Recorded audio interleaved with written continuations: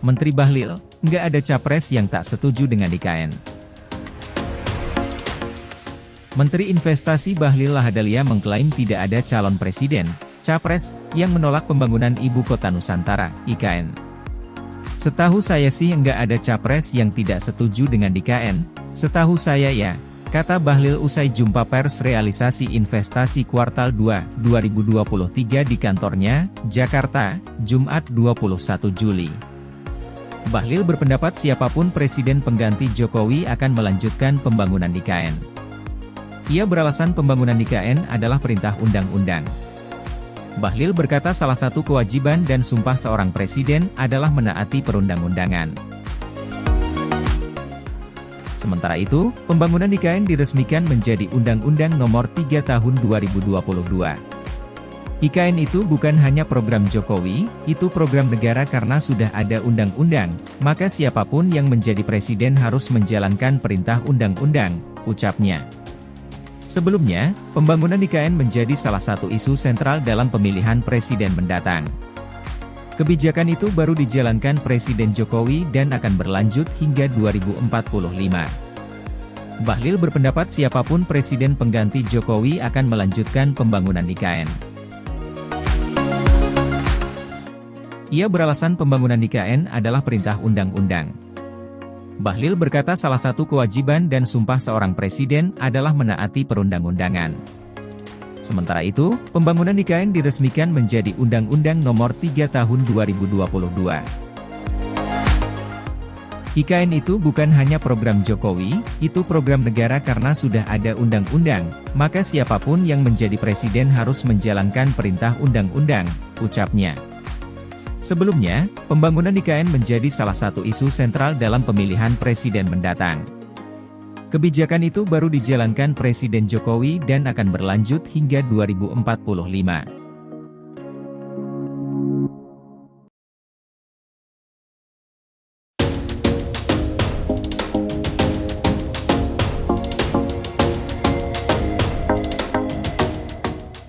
Ada hidroshading di jalan tol IKN, turunkan tingkat erosivitas.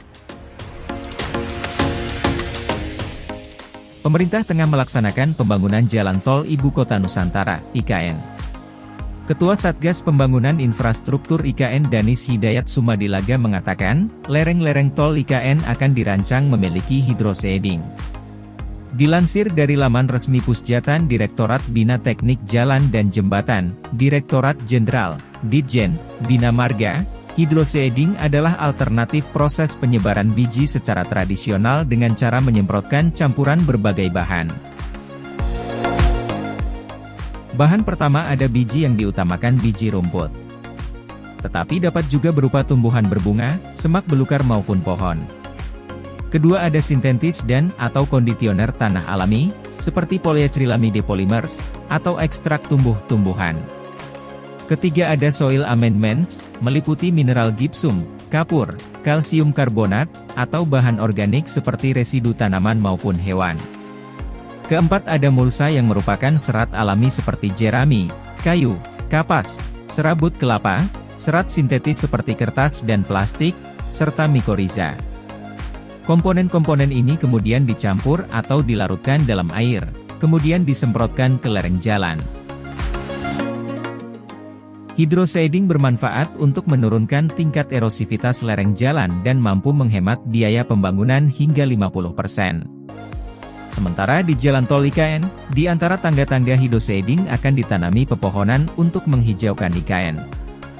Di antara tangga-tangganya itu akan ditanami pohon-pohon, ucap Danis. Seperti dikutip dari unggahan Instagram resmi Kementerian Pekerjaan Umum dan Perumahan Rakyat, PUPR, Kemenpur, Rabu, 19 Juli 2023. Di sisi lain, sebanyak 42.000 tanaman dari Persatuan Purnawirawan Angkatan Darat, PAD, disiapkan untuk menghijaukan IKN.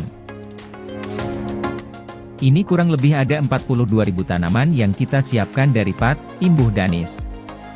Danis mengatakan, saat ini Satgas Pembangunan Infrastruktur IKN tengah bersiap-siap untuk menanam tanaman tersebut. Sebagian tanaman akan ditanam di jalan tol IKN dan sebagian lainnya akan diletakkan di kawasan inti pusat pemerintahan, KIP.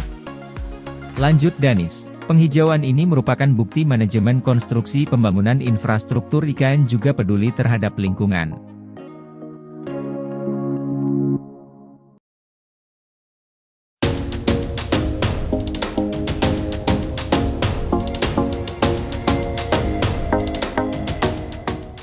Proyek Ibu Kota Baru RI dari kacamata para Menteri Singapura.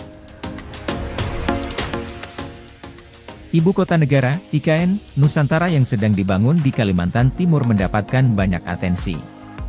Tak terkecuali ke telinga para pejabat di luar negeri. Sejumlah menteri pemerintahan Singapura yang ditemui Detikcom dalam rangkaian agenda Indonesia Journalist Visit di Singapura mengaku telah mendengar kabar ini. Mereka mengaku mendukung rencana Indonesia menyiapkan kota baru dengan pendekatan berkelanjutan. Presiden Jokowi saat berada di Singapura telah menyampaikan visinya Nusantara yang hijau dan cerdas. Kami mendukung penuh visi Ibu Kota Baru Indonesia ini, kata Wakil Perdana Menteri Singapura, Lawrence Wong saat ditemui di kantornya, Gedung Kementerian Keuangan Singapura, beberapa waktu lalu. Singapura dan Indonesia sendiri telah menandatangani nota kesepahaman, MOU, untuk mengembangkan kota layak huni di Ibu Kota Nusantara, IKN.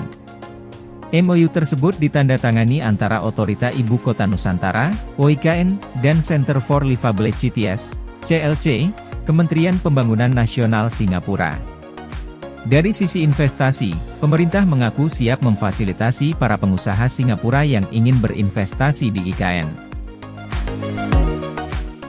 Sejumlah delegasi bisnis dari Singapura sendiri telah mengunjungi IKN baru-baru ini. Itu saya pikir awal yang sangat menjanjikan, karena saya yakin ada banyak minat dari delegasi bisnis, dan bagus mereka berkesempatan mengunjungi langsung melihat lokasinya sendiri dan juga bertemu dengan pejabat dan pemimpin di sana.